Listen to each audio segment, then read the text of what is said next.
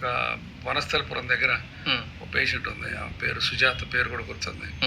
ఆమెకి రెండు మోకాళ్ళు పాడైపోయి లిటరల్గా షీ వాజ్ క్రాలింగ్, లైక్ చిన్నపిల్లలు అంబెడతారు చూడ, అట్లా ఇంట్లో అన్నీ ఏం చేసిందంటే ఈ లెవెల్లో పెట్టుకుంది. కిచెన్, పొయ్యి, ఫ్రిడ్జ్ అన్ని నిలబడేది అలా పెట్టుకుని. కొడుకులు ఉన్నారు, కొడుకులు పక్క రూమ్లో ఉంటారు. ఈ మటుకు అంత క్రిపుల్డ్ అయిపోయింది, అంత 60 years ఉంటుంది. అలా పెట్టుకుని చేసుకుంటాను. అట్లా 10 ఏళ్ళ నుంచి ఉంది ఆమెకి. మా మేనత్త వాళ్ళు కూడా అదే చోట ఉంటారు. మా మేనత్తకు తెలిసి ఇంకో ఫ్రెండ్ నేను ఆపరేట్ చేస్తే ఆమె సక్సెస్ అయింది. ఈమెను చూడాల్సిందే నువ్వు అని చెప్పి నేను మా అత్త ఇంటికి వెళ్తే మా అత్త ఇంటి దగ్గర నుంచి ఆమె దగ్గర తీసుకెళ్ళాను. ఓకే, ఆమె ఇంటికి వెళ్ళాను నేను. నా కారు కూడా వెళ్ళలేనంత నేరోగా ఉంది రోడ్డు. అంటే దేవుడు రాస్తాడనమాట, ఏమో నీ చేతిలో ఉందన్నట్టుగా. ఆ కారు ఆపేసి నడుచుకుంటూ ఆమె దగ్గరికి వెళ్ళా. 1 fine Sunday afternoon నేను ఇంటికి వెళ్ళాను ఆమె కోసం. చూస్తే అసలు ఇంత ఎట్లా ఉంది. సరే వాళ్ళ అబ్బాయిలు వచ్చారు, కూర్చున్నారు. వాళ్ళ అబ్బాయిలు బ్యాంకులో పనిచేస్తారు. నేను చెప్పాను, అమ్మ మా ఆపరేషన్ చేసి నీ మోకాళ్ళు బాగు చేస్తాను, బాగా అవుతుంది, మళ్ళీ పాత రోజుల్లాగా నడవచ్చు అని చెప్పాను. ఆమె ఎందుకు బాబు, నేను 10 ఏళ్ళ నుంచి ఇట్టాను ఉన్నాను, ఇంకెన్నాళ్ళు ఉంటాను, నన్ను ఇట్లా వదిలే అంది. వాళ్ళ కొడుకులు డాక్టర్ గారు మీరు గ్యారంటీ ఇస్తే మీరు చేపిస్తావు సార్ అని.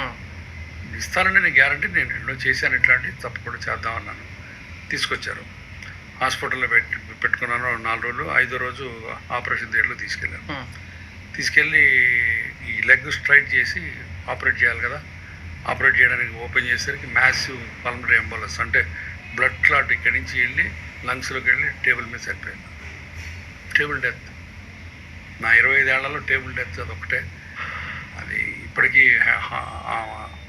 నా కళ్ళలో హాంటింగ్ ఉంటుంది. వాళ్ళ కొడుకులు డాక్టర్ గారు మీ మీద, మా అమ్మ మా కళ్ళ ముందు ఉండేది కదా, మిమ్మల్ని నమ్మి తీసుకొచ్చాడు డాక్టర్ గారు. పాప వాళ్ళు నన్ను అంతమించి ఏం అనలేదు, బట్ అది గుండెల్లో ఎట్లా కూర్చుంది. అది నా జీవితంలో, నా మెడికల్ ప్రాక్టీస్లో నేను చేసిన చాలా తప్పులు చేసి ఉండొచ్చు, బట్ ఇది నాకు తెలిసి చేసిన పెద్ద తప్పు అది. కానీ అంటే ఇంకో సైడ్ ఆలోచిస్తే తనకి రిలీఫ్ ఇచ్చినట్టు కదా సార్. ఐ డోంట్ నో, అది మన ఫిలసాఫికల్గా అనుకోవటమే. బట్ ఆమె ఏం లేదు, సుఖంగా ఆమె బతుకుతుంది, టీవీ చూసుకుంటుంది. She's okay with that. పడుకుని she was okay with that. ఆమె నేను చూడండి. బట్ నేను దాన్ని ఇలానే ఏడుస్తుంటే నా ఫ్రెండ్స్ వాళ్ళు కొంతమంది చెప్పారు, అరే భగవద్గీతలో శ్లోకం చూసుకో, మనం నిమిత్త మాత్రం.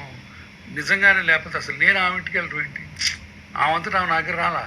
అది మేనత్త ఇంటికి నేను వెళ్తే ఇంకొక ఆమె నన్ను బలవంతం చేసి కారు ఆపేసి ఒక 1/2 కిలోమీటర్ నడిచి ఆమె ఇంటికి వెళ్ళి ఆమె దేవుడు రాసి పెట్టున్నాడు ఆమె నీ చేతిలో పోవాలని, అలా జరిగిందంటారు.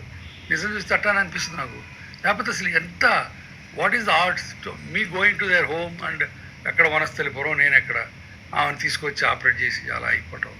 సో అది నాకు అది అలా చూస్తున్న కొద్దీ యాజ్ మీ గో అలాంగ్. కోవిడ్లో కూడా కొంతమంది 70 ఏళ్ళు 80 ఏళ్ళ వాళ్ళు ఇక రేపు పొద్దున్న చనిపోతారు అనుకున్న వాళ్ళు నడిచి వెళ్ళిపోయారు.